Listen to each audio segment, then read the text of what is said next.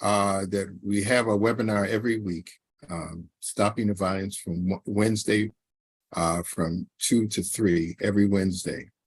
It has been a rewarding experience to host these webinars because we had the excellent opportunity to have a variety of different persons and organizations and entities that comes and share about their way and how they have participated in stopping the violence in America. And originally, we started with dealing with gun violence, which absolutely needs to be addressed, but also what we began to see, as I always say, that a gun is an inanimate object. And it takes a person to pick it up and cause harm to another person. So we start looking at what are the different categories, if you will, or root causes of violence that causes people to harm their fellow man. We've had police officers, law enforcement, and mayors. And we've had social and political and also religious leaders and advocates to come and address us. And all of them have been prolific in their own right. And so today we have another guest speaker who is no stranger to us, but I happened to be sitting next to her during our Parents' Day celebration, and we began to have a very deep conversation. And I think that she would probably delve into that either directly or indirectly in the comments that she will make. And that is Reverend Dr. Sharon Stiles Anderson, Esquire, who is the executive pastor, general counsel, and is on the board of directors at the Temple of Praise in Washington, D.C., which is a very prestigious religious institution. Reverend Dr. Stiles Anderson is a distinguished business leader with a passion for stopping violence and crime. With 3 decades of experience in Christian service leadership and as executive pastor in the global non-denominational ministry, she has a proven track record for driving strong organizational and financial results for churches and nonprofits. Dr. Anderson's dedication extends beyond the spiritual realm. She has successfully acquired funding for workforce development programs, developed community programs that are vulnerable, that for the vulnerable, and is currently working in $1 billion development to expand affordable housing opportunities and eradicate food deserts. Dr. Anderson's commitment to stopping violence and fostering civility is also evident in her acclaimed work as a global thought leader on civility. She has authored books and articles on the subject, including Emotional Civility, Powerful, a New Standard of Global Success. Through her framework for cultivating a safe and productive culture of civility and respect, she advocates for applying civility as a standard to bring success, peace, and safety to homes, communities, and nations. Dr. Anderson founded the Emotional Civility Day, national day recognized by the United States National Archives, dedicated to promoting civility and respect. While her professional achievements are notable, Dr. Anderson's role as a loving mother, a grandmother remains her top priority. Guided by her faith and the belief in her ability to overcome obstacles, she continues to lead the change in stopping violence and crime, both in her community and globally. Wow. Welcome, Dr. Anderson. The floor is yours. Thank you so much. Thank you, Reverend Oliver. It is certainly an honor and a pleasure to be here with all of you today. It was a great conversation on Saturday, and certainly, as we've been discussing, prayerfully will lead to some informed work that we can actually see and realize some change, because I think everybody on this line knows that change is needed, change is necessary. We cannot continue to do things the way that we've been doing them, because we see that the results have not been fruitful. And Right. so we do have to put our heads together and our hands together and our hearts together to begin to collectively and collaboratively look for result-driven ideas, techniques, programming, so that we can save our children, save our families, and save our world. One thing that I know we talked about when we were sitting next to one another is that I believe collaboration is king. And oftentimes when we have ideas, we work in silos. So you got an idea and I've got an idea, and everybody's idea feels that it trumps everybody else's idea. And my funding is more important than your funding. And ultimately nothing gets done. And so we are more alike than different. We are more powerful together. The Bible says one can chase 1,000, two can chase 10,000. And so I'm just thankful for an opportunity to be here with these great minds to discuss a very, very important topic that I believe everybody has some input into, that hopefully can grow into something where we can realize change. Amen. Amen.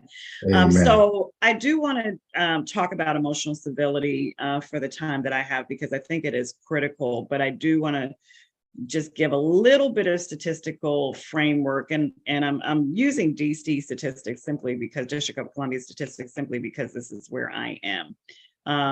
But it just gives some voice to exactly what's going on. And I think some of these statistics mirror exactly what is happening nationally. In every area in the District of Columbia in crime, there has been no less than about a 17% jump in violence statistics. So homicide from 2022 to 2023, DC homicide rate in 2022 was 118. We're at 138, and we're not even, well, we're halfway through the year. So a 37% jump. A 18% jump in sexual abuse, a 12% jump in simple assault, a 15% jump in theft and just robbery and general crime. And so the crime rate, and I know I didn't do a national search, but we know the gun violence is higher, crime is just higher. And so the question is, in some instances, why, right? Why are we here? How have we gotten here? And then, of course, what are some of the solutions that we can all put our heads together, hands together, and maybe begin to implement so that we can see some change? One thing that I truly believe, and I'm an attorney by trade. I was a criminal defense attorney when I first started my career as a lawyer, and then ended up on the other side. I was the principal corporation counsel under the Williams administration in the affirmative litigation division. So anything that the district prosecuted about, I was over. And I never thought that I would ever be a prosecutor, because I have very, very, very strong opinions about the penal system in our country. And don't believe that we change people by locking people in cages. And so I never thought I would prosecute, but when I had an opportunity to actually begin be over the division and begin to change policies on how we treated juvenile offenders and people that were homeless, because at that time we were locking people up that were homeless, and we were locking people up because they were drinking in public. And so I brought the community courts to the District of Columbia and was on the family treatment court for the District of Columbia, where we looked at, instead of taking children away from mothers because mothers were addicted to drugs, getting them treatment and making reunification a priority, as opposed to destroying the family because someone had a problem. And so programming, it was very, very important to me. And even as a criminal defense attorney, I found myself doing some maybe things that wouldn't be suggested in doing. Like one of my first clients, I ended up taking him home and putting him in a school in Maryland because his mother was a crack addict and her boyfriend used him to commit crimes. And he was a brilliant little boy. And I didn't want to see him lost to statistics. So I had to give him hope. And he is now 40 something. He has his own kids. He works for the federal government and calls me every Mother's Day, just because I took that moment of time to invest some time to give them hope. So hope to me is, and Barack Obama said, the audacity of hope. But when you are 12 years old and you are running around shooting in a community haphazardly without real reason, except the other guy talked about me bad on social media, you have no hope. You have no hope. You have no hope to live. And you have no tools to manage your emotions, because the social media disc, quote unquote, affected you so integrally that the only way you feel that you can deal with that emotion of low self-esteem, of being embarrassed, is to kill someone. You have no hope. So the question becomes, how do we, as a community, as a church, as a people, as individuals, begin to give people hope? Because what causes someone to want to kill someone ultimately means that they don't have some hope. And when you're young and you're running through the street shooting, just again, not caring who you hit or caring if someone hits you, that means you have no hope. Now, when you research this on the internet, you'll see that they always talk about, well, let's start with the family, right? Well, let's start with the family. If we can get the parents to just begin to teach the right values to the youth and begin to display the values to the youth, then when the youth get older, they'll mirror the appropriate values and we won't have this problem, or the problem will be mitigated. But what if our children don't have a family? What if our children are being raised by, again, single mothers? Dad is not in the picture because they weren't ever in the picture, or he's locked up. So there's no father figure. Mom is doing the best, but mom is suffering from mental illness because of trauma that she either witnessed or is experiencing.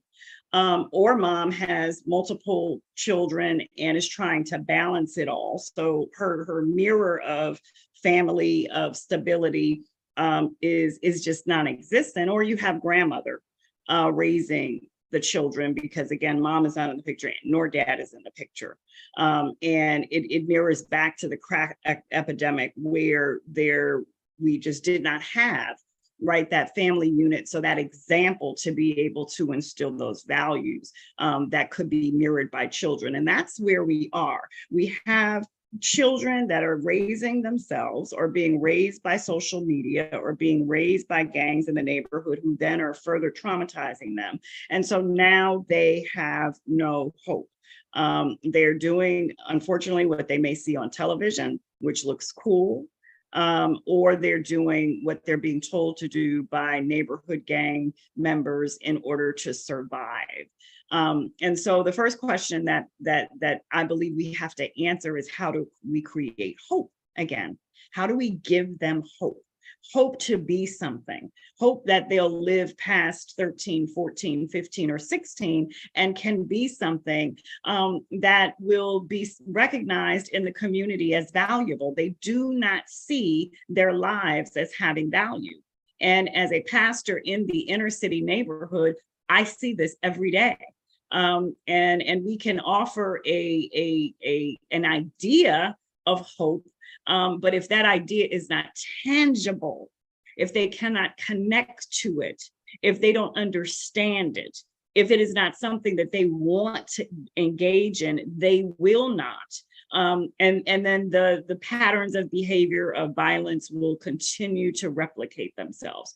So the first thing that I believe we have to do is give them hope. And so as we, as community leaders, as church leaders, are beginning to develop these programs, the programs have to be, one, something that resonates with them, and two, and so the question is, what are we doing? It has to be, one, the what is something that resonates with them, that's going to make them come to the program, that's going to make them want to connect to the program. Two, who's offering it? If it's being offered by someone that, again, they can't engage with or connect to, they're not coming. And where is a big question, because in the District of Columbia, and I believe this is all over the country, right now, neighborhood factions, you can't cross the street, you can't get on the train to go from one area to the other without packing in their mind, because if you cross on the wrong neighborhood and you're from another neighborhood, your life is in jeopardy. So the who, the what, the when, the time period that you're offering it, and we know the why, but the where is so critical. And we're not thinking about that. We're just thinking about, well, if I have a good program and the program is something that's useful, and, you know, based upon the analysis of the program, I saw it work in Maine, so let me put it in the District of Columbia because I believe it will work there. No. The programming that we offer has to be very, very specific to the community. And in the District of Columbia, and again, I know this is the same in Chicago and Detroit, one neighborhood and the issues in one neighborhood, Southeast, may be very different from the issues in Northeast. Globally, they're the same. But when you're looking about the kids, what they resonate with, where it should be located, how we get them to and from safely, is critical to be analyzed, so that we can make sure that what we're offering will be successful and create change. For years, and I've seen it, we give money to the same organizations. The statistics don't change. We do not see a credible impact and change on those that are participating in the program. And we're still right back to where we are. So how are we giving hope? Are we being very specific and intentional about examining the area that we're working in, so that when we put together a program, it really is meeting the need of the youth or the families in that program? And so that's giving hope and making sure that we're locating and analyzing it specifically. Secondly, we can't help the youth if we don't help the family. We can't help the youth if we don't help the family. I do believe that it is true that if you have a good family unit and a family unit is together, that gives hope. And then you're mirroring good behavior, that gives hope. But if it's broken, if trauma is the underlying issue that family is struggling with, then how can you save the kid and you don't save the mom? How do you save the child and you're not looking at the father? How are you? They can't eat, they don't have food, they don't have clothes, and they don't have enough money to buy it all. And of course, we know the hottest shoes and the hottest clothes is what the kids look to. So when they can't do that, what do? They go and they rob and they steal and try to get money elsewhere to keep up, as we say, the old people say, with the Joneses. But the bottom line is, because the family unit is destroyed, we try to jump over the family unit and go straight to, let me help the kid. And by the time they go back to the family unit, all of the work that we're doing, 9 times out of 10, is now undone, because we're not looking at some of the underlying issues that have caused the behavior and the problems in the first place. So making sure that any program that we do, if we're targeting youth violence, also addresses the family is very, very important, and instilling that hope. And so I'll toggle really quick to emotional civility. The book that I wrote is Emotional Civility, the New Standard for Global Success. And it has been something that I've been working on in quite a while. I do trainings for government and for corporate America, because we see issues, and we know about emotional intelligence. And we see that to be successful in any field, you have to be able to handle your emotions wisely. And so corporate C-suite, corporate America has spent billions of dollars to train their employees on emotional intelligence and what I've coined emotional civility. I have contracts with Prince George's County government, with their directors and their employees, to train them and even coach them on emotional intelligence, emotional civility, because one bad emotional outburst can ruin someone's career, can ruin a contract, can ruin a negotiation. So if we take all that information that corporate America has, and even now the government has invested in to make sure that they meet their bottom line, why not take that and look at how we can implement that in training the youth of our day, so that, again, they're not being destroyed by behaviors and moods and impulses, and can begin to manage them best according to the situation. And so we know that emotional intelligence, or EI, is defined as a set of competencies demonstrating one's ability to recognize his or her behaviors, moods, and impulses, and manage them best to according to the situation. And that's sort of a vertical conversation. But emotional civility, which I've coined, is horizontal. So once you've processed and had an opportunity to understand your behaviors and your moods and your impulses, then how do you then begin to communicate with someone that you're in contact with? Because the hallmark of good EI and good emotional civility is first self-awareness. If you don't know that this is going to trigger you, if you don't know that someone's stepping on your shoe, I just bought my white Air Force Ones and I'm walking down the street and someone steps on my white Air Force Ones and I pull out my gun and shoot him in the head because I just spent $250 on them, then that means I'm not self-aware of my impulses. And so instead of going in and understanding, okay, I'm angry, that's bothered me, I just spent money, I can go get some Mr. Clean wipes and wipe them off. It's not that deep, as they say, and certainly not deep enough to kill someone such that my life is destroyed. If I don't process that correctly, then ultimately my behaviors, my moods, and impulses will always lead me to a situation where I've made that wrong choice. And that's where our youth are today. So not only do they not have any hope, they have zero emotional intelligence. They have zero emotional civility. Civility is not even in their language. So when something triggers them, when they get hit with the negative stimuli, as I call it, instead of processing it correctly, and I'll just use that in air quotes because there are different ways to process it, because everybody has different issues going on. But instead of processing it correctly, I'm going from 0 to 100. And 0 to 100 means I don't have money. I'm getting in a car now and I'm stealing the valet stand, because if I get the cars and the keys to the car, I can ride around and joyride for about an hour, because that's gonna fulfill my emotion, right? That's gonna make me feel good temporarily, or maybe I'll be able to keep the car for a day or two and ride a girl around, and that's gonna, again, make me feel good and fulfill my emotion, because right now my impulse, my behavior, my mood is for that instant gratification, as opposed to, what do we talk about in the beginning? Hope. I'm not taking, as we say, playing the tape through to the end, so that if I steal the valet keys, if I get caught, because I will, because there's cameras on every light, and then I go to jail, then my end desire is now fraught with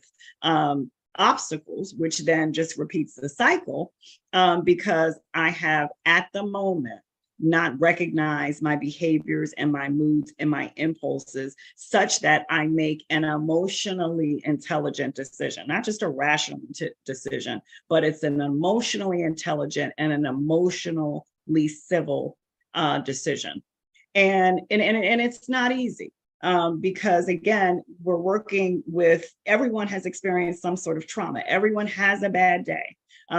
We lose our parents. We lose family and friends. We maybe have a medical diagnosis.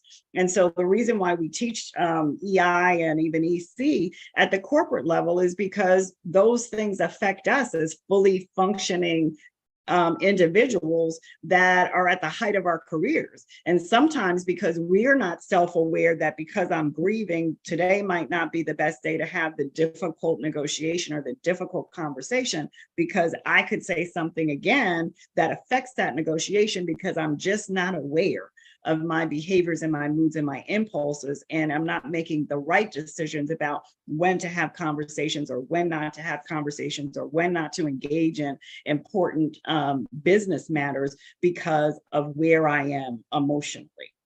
Because emotions are real. We are human beings and we bring them to everything that we do. And so those that are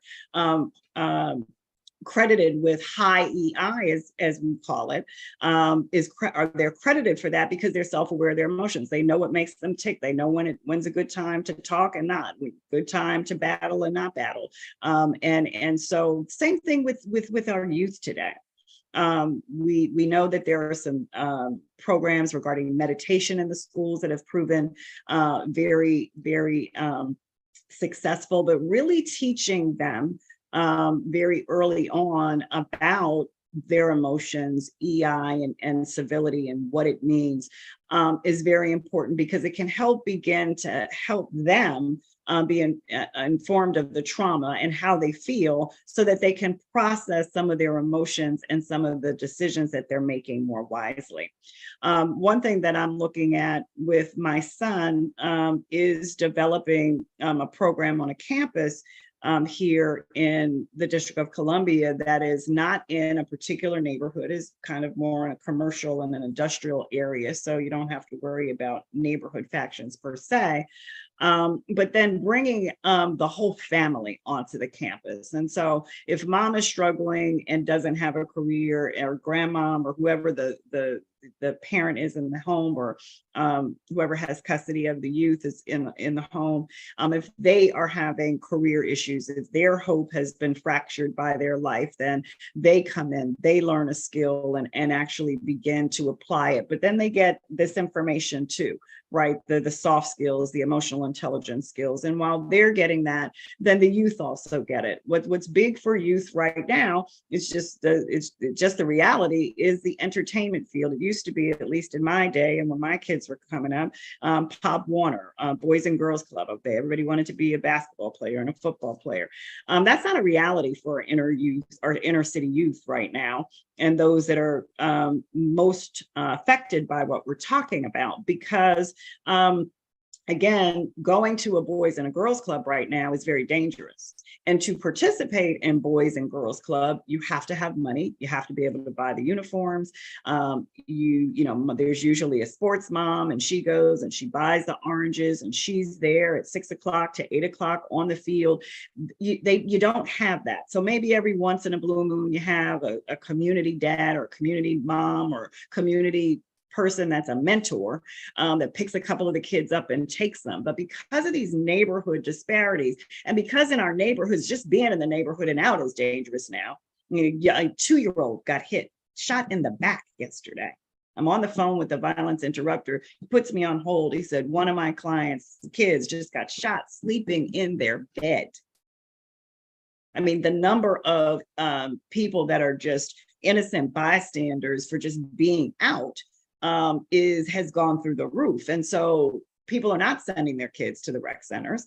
You do not see it's at least in the inner city, the Boys and Girls Club and the Pop Warner organizations, because the kids are just not coming. So creating this campus where there can be career paths in the entertainment industry for the families, as well as for the youth. Unfortunately, some might say everybody wants to be a rapper, but that is not the be all and end all of the music industry. My son has his own record label. He is an entrepreneur. And so they don't know that. There's engineering, there's lighting, there's script writing, there's all sorts of creative careers around arts and entertainment that is really the attraction now. So creating a campus, and it doesn't have to be this per se, but creating a program and an environment, I'll say, because I don't like the word program, but an environment where the family can come, learn not only technical information that can help establish and stabilize them, but also begin to teach them about the ability to recognize moods, behaviors, and impulses, and beginning to manage them is critical. What we often do, and then I think I'll stop and I'd love to open it up for discussion, is for example, again, I know people are here from all over the world, I guess, but certainly the country. In the District of Columbia, we have now what's called core service agencies. And I, for our church, opened and ran a transitional house for homeless women and children for over 20 years. Under the Williams administration, they got it. It was almost like we created a dorm situation, and we had a dorm mother and mothers come, and we were there teaching them the skills that they needed. And then when they were really ready, then we said, okay, well, let's go out and now begin to put some of the things into practice. But the mental health services, the medical services, the tutoring for the children, everything was under one roof. They did not have to go out and try to figure out the system on their own during this critical time where they found themselves homeless with their children and did not know what to do. And most of them we were lucky if there was anybody that had graduated from high school. So now under the current administration and even the last administration, what they did was to create a situation where we'll give you a voucher. You can go and live in a market rate apartment for a year with this voucher. But after this year or a year and a half, either you have to pay part of this or you got to go. Well, in order to get the mental health services, they have to go to the core service agency. In order to get their medication, they have to deal with the insurance companies. What we found in the last year when this changed is that they didn't do it. So most of the women ended up becoming homeless again because they did not get a job, they did not have the skills, and they ended up right back where they were, after being in this nice, pretty, sparkling new home with a voucher simply so we could say they were housed. So it didn't provide hope, it didn't provide training, it didn't provide direction. And so then we have the children of these women are now the children, not specifically that were in my program, but in this era, but it's the children of that era when the administration policy change that are now committing the crimes because they have no hope. They have been taken from pillar to post, and the family unit is already fractured. The trauma's never been dealt with, and they don't have the emotional intelligence or the emotional stability skills to even begin to process all of these things that lead them to a decision, I'm going to shoot someone, to change that decision. And so what am I advocating, just in summary? That we come together, that we take the best practices, that we look at those things that have not worked, and that we focus on what they really need, which is healing of their trauma and an understanding and awareness of what makes them tick. Because if they have a better understanding of what is causing the decisions that they're making, coupled with hope, I believe that we'll begin to see a change in the behavior. But we have to stop doing programming for programming. for the sake of programming, and begin to put into practice those things that we are seeing again in even corporate America that's changing people's lives. If it can change for those at this level, it certainly can change at the level that we're seeing needs changing now. First of all, I want to say your presentation was brilliant. Thank you very much for that. Just a variety of points that you made. I know the first one was, as you started off, was hope, and it is true. How do you go into the family unit when the family is broken? And in my earlier statements, when we started this, I realized that the cliche, the saying, it takes a village to raise a family, but their particular village is dysfunctional. Then you have the so-called civil society. They really don't love them anyway, so they know that. So they're caught between a rock and a hard place and nowhere to go. So you're right, they have no hope. And therefore, we see the results of it. You pick up a gun and shoot him because he dissed me. Simple. That's all I know. So yes, this is very, very powerful. And one of the things that one of our previous persons shared with us, and triggers. We have to identify and appreciate those triggers. Take them seriously. Those triggers leads us to something that we never really focused on, and that's healing. What does it take to heal? I think, as you say, programming for programming, and this is why we like to write the statistics that I brought these many people off out of the street, and I gave them a voucher that only lasts a year and a half. So we have to look at what is the mind frame, a mindset of those who would put that type of policy into action, when we know that we're looking for, and that's what everybody's looking for, and those kids out there are yearning for, is stability, sustainability, and a greater community is looking for change that we can measure. Measure change. So you're absolutely quite brilliant. Thank you very much. I'm glad I got you. Thank you. Thank you Yes, for having me.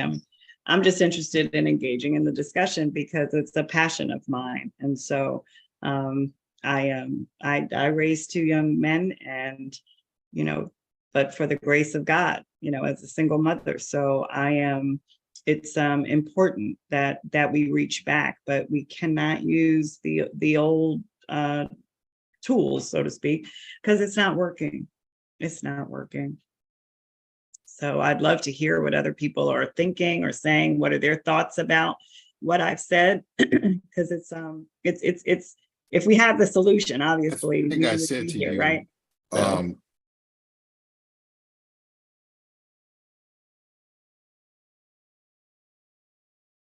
I can't hear you, Reverend.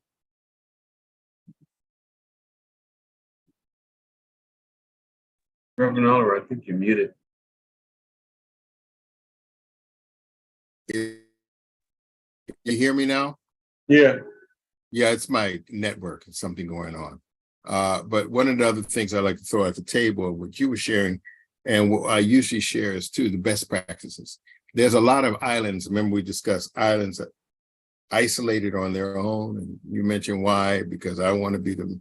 But some of them have best practices that if we collectively bring them together, we can really solve the national problem. So the floor is open. Thank you for that. So the floor is open. Anyone have any questions, any statements to make on our wonderful and brilliant presentation?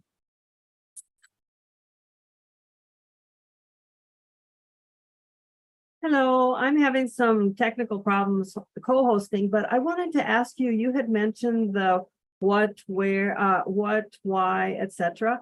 But you said that people don't normally consider the where. And then you explained a little bit about going across the street to the different neighborhoods and you being in danger.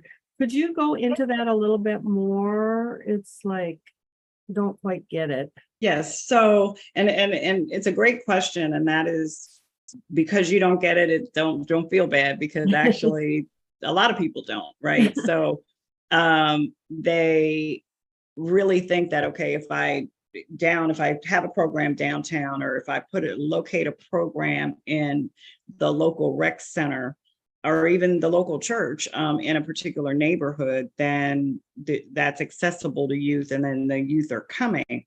It could be a street. So you could have a group of individuals on A Street that are beefing with B Street, and C Street is where the rec center is. So the group from A nor B are going to go to C Street, because if A, to get to C, they have to cross B. So A is not coming, and B isn't coming because C Street has its own group. So maybe you'll see some people from C Street at the C Street Rec Center, but A and B are not coming. And certainly X, Y, and Z are not coming, because they have to cross LMNOP in order to get there. So where you're locating programming is it's vital. It has to be neutral. Because if it's not a neutral location, then you're not going to get them there. What also happens is that the programs are severely underfunded. I mean, you got these grants and they're $25,000, right?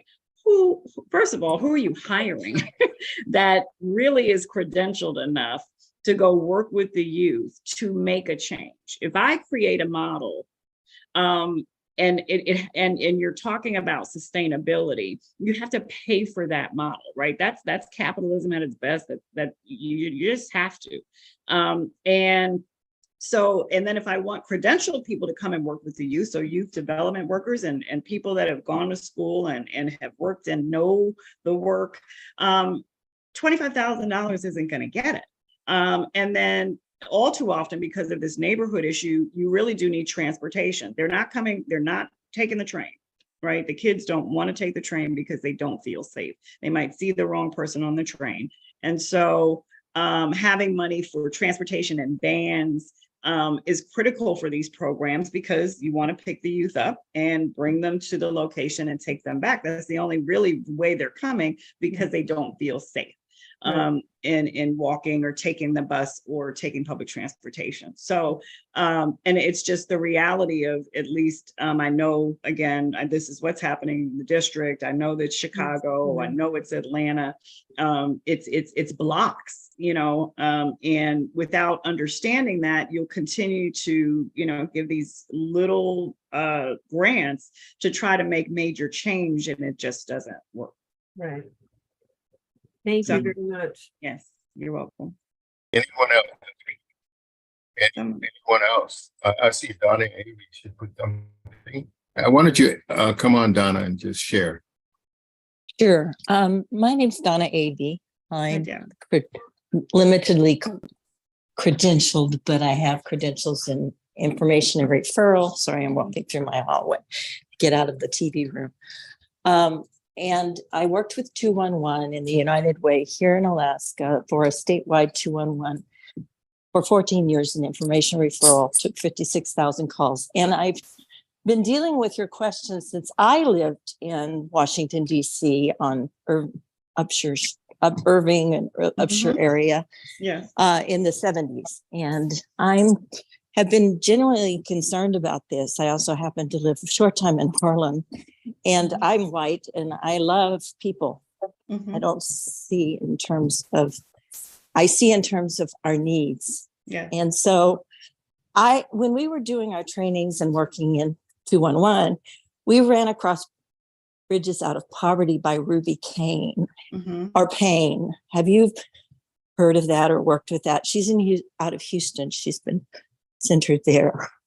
Right. I've not heard of that, but I did see your chat, and certainly poverty and the poverty culture is a big issue. So I do agree with you 100%, and would love to hear more about Ms. Payne's work and certainly we'll take a look at it because we could be here for an hour, right? If we start getting into how poverty contributes to what we're talking about and youth violence and family violence, et cetera, et cetera. I mean, it is a root cause, right, in my view. And so I agree with you and thank you for that.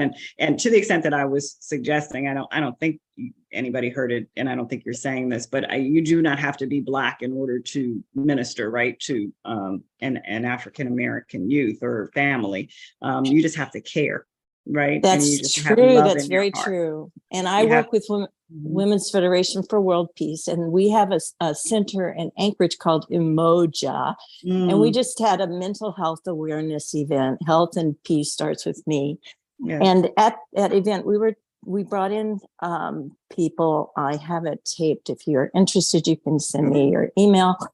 And I experienced in mobilizing the community is very mixed, and the center works with Black, Indigenous, and people of color. That's its mission, to set up a community and environment for co-working and incubating Mm, change. yes. It's led by Jasmine Smith, and when Black Lives Matters were happening back a few years ago over Mr. Floyd, I think, who was hurt, killed. Mhm. Then Jasmine mobilized people in Anchorage in a very unique way and very sensitive. And I felt she had this huge emotional civility, emotional intelligence. And she's the one that's inspired and created the center. Mhm. So I experienced, though, that there are so many unhealed emotions, and there's actually an undercurrent of people who do care that are creating these opportunities that also are undealt emotions. There's hostility, there's anger, there's Yes. so much pain, and I don't know how to address it. And it scares me sometimes. I felt, even in putting that event together that day, it was kind of difficult because there Mhm. was a wave of emotion that was unspoken that was difficult for me to process. And yet at the same time it happened, went very well. And I think we've created a beginning in keeping an awareness going in that direction. But like you said, it takes funding. And if I want to have a program, one person can't do it. It has to be the community wanting it. Absolutely. Absolutely. No, thank you for that. I would love to stay in touch and definitely hear more about what you did. And we'll definitely reach out and look at Bridges Out of Poverty. But what you said, I think, was so revelatory. There's so many layers, right? You have just those that are been targeted by violence. You have those that are committing the violence. You have those that are living in the neighborhoods that are just victims of violence for simply living in the neighborhood. And so there is all of this emotion. And then even with the people that are working in the area, it can be very, very challenging and sometimes depressing. And then you're dealing with your own life, right? So you have your own life, your own emotions, and then you're dealing with people that sometimes they act like they don't care. And they act like they're not receptive and they don't want to hear you. And they can get a little agitated when you come in and ask them if it's a program. Did you get up? Did you cook food for your kid? And, one day they're nice and the next day it's get out of my face, and, they're cussing you out. And then how do you handle that if you're emotionally fragile at the moment because your mom died last week? Right? That's right. That's So right. you can't go back because then that could create, a bigger problem. But as a human being, you are emotional as well because, and I have millions. That's actually why I wrote the book, because I wasn't always successful at it because I had some trauma in my life, lost my family. My father died at the same time. My husband left at the same time. I became diabetic. I didn't even know I was diabetic and walking around with sugar at 800. And emotional, instability is a symptom of diabetes. So I didn't understand, and I was short in ways that just wasn't consistent with my personality. And so and then I was working in that environment and ministering to homeless women and children. And while I didn't ever go at them, I think in my staffing and dealing with my staff, I found myself a little short, just out of character, because it's just not my character, which made me look in, which made me really study, and made me self-aware. And as a result of me being more self-aware, I saw the effect that me working on me had on an industry, really, because we were the only church that was really doing it. And so it became a study of mine and now a teaching of mine, to the extent that, government is saying, well, could you even personally do one-on-one coaching with some of our employees, because they need this in order for us to get where we need to be. So there's layers to it and levels to it. But it's such a vast issue, right? How do we solve world peace, right? And it is one individual at a time, unfortunately, right? And one program at a time. And if we again join together and put our passion and our heads together and our hearts together, I think we can do it. Though Mr. Franklin has his hand up. Yeah, thank you so much. Dr. Anderson, thank you so much for your effort and incredible services in which you're offering to the community. And I just want to ask you, Dr. Anderson, if you'd be so kind, I might be taking extra liberties here, but is it possible, Reverend Oliver, could you have this wonderful lady back on again? I mean, I have about at least 10 things I would like to say, but I don't want to take all the time. But Dr. Anderson, thank you so much again. I mean, because what you are addressing is this direct mental epidemic. We're going through a nationwide mental epidemic, and I can't thank you enough for the spiritual approach that you are initiating in order to be able to directly, authentically communicate with people. Amen. Amen. Yeah, Yes, because what you're all about is finding out where people are at. And and that's the problem. What we see with, I guess you can say, government or whatever the case may be, you can't just throw money at a situation. And so I really applaud you for that. And there's so many things, because I like the idea that you said that you can't just have programs for the sake of programs. And what I'm seeing, what you are initiating a program with an intention, with a specific intention. And that is so necessary. And I just wanted to ask you, how do you get funding? And that's my main question. But again, like I said, I want to say a lot more. Thank you. But thank you. Yeah. Thank you. I appreciate that. And thank you for bringing that up. I'm a grant writer, so that's one of the hats that I wear. I wear so many hats. But I am a grant writer and a fund developer. I have my own business, KCG Consulting Services. And so one of the things that I do for small businesses, large churches, is to obtain funding for programs, real estate development. And so, that's a loaded question. Again, we could be here for a long time, because it's just make sure that you're established, and then going after the right money and making sure that you have the eligibility and meet the eligibility requirements for the money that you're going after. It does require measurements and goals and objectives and measurement tools, because you do have to report out as to whether or not you're successful and how you're measuring success. And that's something that we certainly is that. I hate to say it this way, but African-American businesses don't do too well. They just want to jump in and get the money, and then they don't get the money again because they don't have anybody that's measuring their success and managing the money appropriately. So before you even put pen to paper, you always want to make sure that you're positioned correctly, so that if you do get it, you manage it again and you can get it again and even get more. So I did put my email in the chat, so you can certainly contact me offline if you'd like for more information about it. Fantastic. Thank you, Franklin. I think Teresa had her hand. Yeah, hold on just a second. We're out of time a little Oh, bit, okay. so I want Sorry. to go, I want to allow Teresa and Devontae to share something and real quick. And then after that, like you to have the last word and then we can close. ma'am. Thank you, Dr. Franklin, for coming on. Go ahead, Teresa. Welcome. Hi, can you hear me? Yes. Okay. So Dr. Anderson, thank you. It was great, everything that you presented. And I really, really appreciate your heart. Thank you.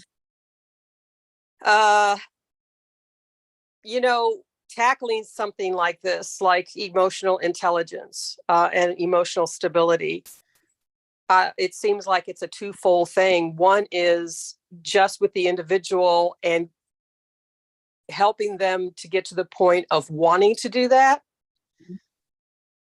I also see that it's important to see the importance of why you would do that with other people. Like, in other words, the importance of relationships with other people and the value of other people.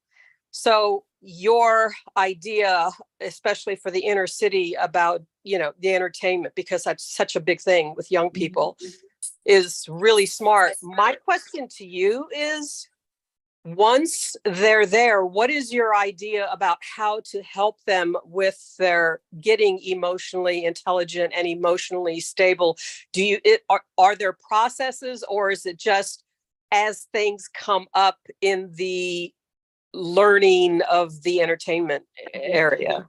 So that's a great question. And so it's both. So you learn, you do, you learn, you do, right? I taught law school I teach at Harvard, I teach at Howard, or start a program at Howard, and experiential learning is critical to me. And we expect little kids to sit in a box and never move and don't apply and then take a test. And to me, that's not education, but that's another question. But adults don't learn like that. Adults learn better experientially, and I do believe kids do. So through the process of learning about the music industry, we begin to introduce the emotional intelligence into it. But when people have lived experiences, that's why the district has spent money, and I do agree in this vein with what's called violence interrupters and credible messengers. They call them credible messengers because they've had that lived experience. They've been locked up, they shot the gun, they made the wrong decision. So they go out, they've been gang leaders, they've been gang members, they have had the same trauma. Do I think it's required to reach someone? No. But do I think that oftentimes where these kids are right now, they're kind of like this, la, la, la, la, la, if you don't have that lived experience. So to bring someone in that has had a lived experience and then begin to tell them, this is how I dealt with this emotion. I'm from New York, I lived in Harlem, but I also, grew up in suburbia after that. So when I say, this is how I process my emotion, but, my mother wasn't locked up, my father wasn't locked up. It's a difference, a little bit of a difference, even though the principles are the same. So interjecting people with lived experiences, I think is very important. A Jay-Z is phenomenal, right? Because he had that trauma, right? He sold drugs. He was a big drug dealer. I don't know if he went to jail, but you know the story and you know where he is now. Rick Ross, there's a number of people that can come in and talk to them and give them some of that hope to say, I've been there, done that. And then there's the less recognized. There's a group of DC artists that have been there, kind of done that, and that have risen to the occasion that can give some of that lived experience. So we try to interject that in the program. Oh, okay. In addition to, so we're not just preaching at them, right? We're constantly kind of together correcting and self-correct, helping them self-correct through the process of teaching them about arts and entertainment. But then we bring in people with lived experiences to say, if I did it, you could do it too. Okay. Mhm. All right. Thank you. Yes, ma'am. Hey, Mr. Campbell. We have Mr. Campbell, and he is in that age group that you're talking about. Go ahead. Absolutely. Good afternoon, Miss Dr. Anderson. I appreciate everything you were saying. It's definitely necessary for people of my age I'm 22 years old. I'm an entrepreneur. My mom was in the military, so I kind of grew up in Germany, Canada, Virginia, and I graduated high school in Texas. But Mhm. and I lived a different experience from a lot of people in my age group. So like going from my mom to my dad's side, it was considered like night and day. And I know a lot of people, they live in what I would call that night lifestyle. It was just it was very troubling for me to cope with everything that I dealt with when I came back to the United States. Everything I questioned, I was like, why do people act like this? It was very troubling for me. But emotional intelligence nowadays is much more important than your IQ. It's something we used to focus on it all the time. Well, something from when I grew up, everyone was focused on what's your IQ, what's your IQ, but your EQ is what takes you, and your demeanor is what allows you to step into rooms that propel you into other opportunities and allow for greater amounts of success. And that's one thing that I've experienced with my peers. Is there's a couple things that I've done in order for me to help me get into just different rooms, and it's like frameworks that I operate under. Is and you said mindset training, like the framework that I created, that I made up, it's called MASE. You must first change your mindset in order, which guides your approach, and Yeah. your approach allows you to create structure. And when you create genuine structures, when you can actually experience true execution. So I spoke at Virginia Tech, their School of Business. They invited me to speak to their School of Business about like my entrepreneurship journey. And that was basically what I explained to the children, to the kids, their incoming freshmen. Was basically, I put it as like a tree. You can't get the fruit from a tree without the roots, and the roots is your mindset. So programs like this are very much like, even my peers, like I had one of my friends, he's involved, one of my old friends from high school, he's involved in the streets, and he always comes to me and says like, yo, like I want to do something different. Like I don't know what to do. And I said, like, one, you got to separate yourself, but there's no space as to the program that you're bringing. And he's in Northern Virginia. He's not even in the DC area, but that space, that environment is 100% necessary. And I know my question is this only directed towards art and entertainment, or is it also like, is there any like entrepreneurial sector? Because I know a lot of children, I know people my age, I can only speak from my experience in like my age group. People, a lot of their depression and anxiety and stuff of that sort comes from when they feel as if they're not working towards something. Absolutely. So if they're not included, or there's not an inclusive environment where they can bounce ideas, and there's other people they see what they see, they just they resort to the street environment. So like, I feel like my question is this only for arts and entertainment, or is there other sectors where like people who feel like they're not creative, like they don't want to feel left out, would they be able to be included in this in terms of just their personal growth, personal development? Yes, yes. Absolutely. Thank you. Thank you for that. And congratulations, young man. You are incredible. You are incredible. And Thank you. congratulations on everything that you have achieved. And I see great things in store. And we'll love to talk with you some more. So the short answer is yes, absolutely. We would not turn away anyone simply because they're not interested in the arts and entertainment field. And arts and entertainment is so vast, right? If you think about creating a movie, everything that is involved in it, right? You got the boom guy, you got the mic guy, you got the setup guy. On the campus, there is a full service kitchen. So culinary arts, just entrepreneurship in general, and kind of fostering that you can be your own boss. And again, trying to create an incubator and a lab just to get out. What do they want to do? And sometimes the kids don't even know because they haven't been exposed to what's out there.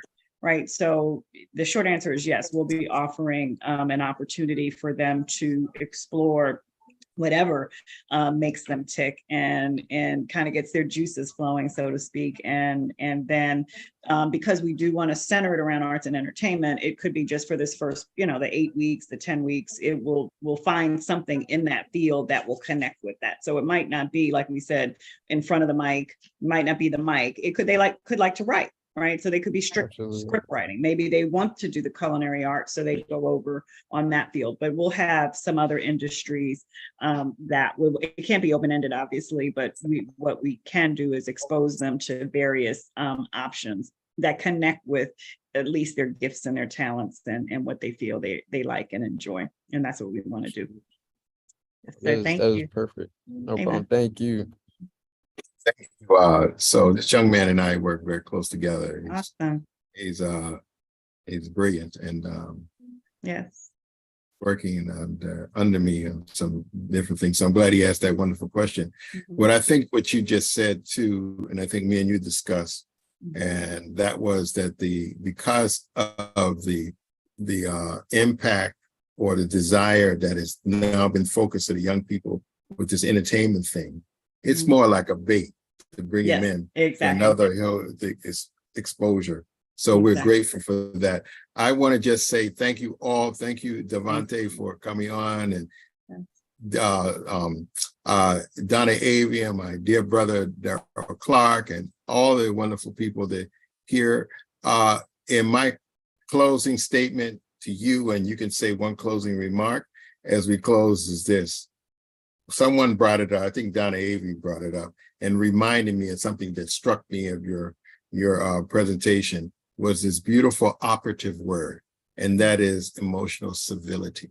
Yes, that's it. Civility is a Civility. very oh my God, Yes. so powerful, and it speaks volumes. Thank you for coming on. Please, if you'd like to Thank close you. a remark. Thank you. Just thank you again for everyone that's here, for your comments, for listening. I certainly look forward to talking some more and working with you, Reverend Oliver, to make this a reality. We have to do something, and we're stronger together. And so I look forward to working with anyone and everyone that will come along this journey, because it's needed. Yes, thank you. Thank you very much, everyone. Thank you so much. This is brilliant.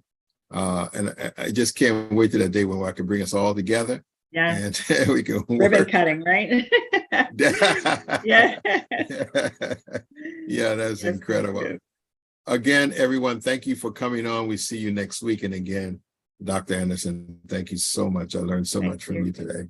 Yes. Amen. God bless everyone. Thank you. Thank you Thank so you much. so much.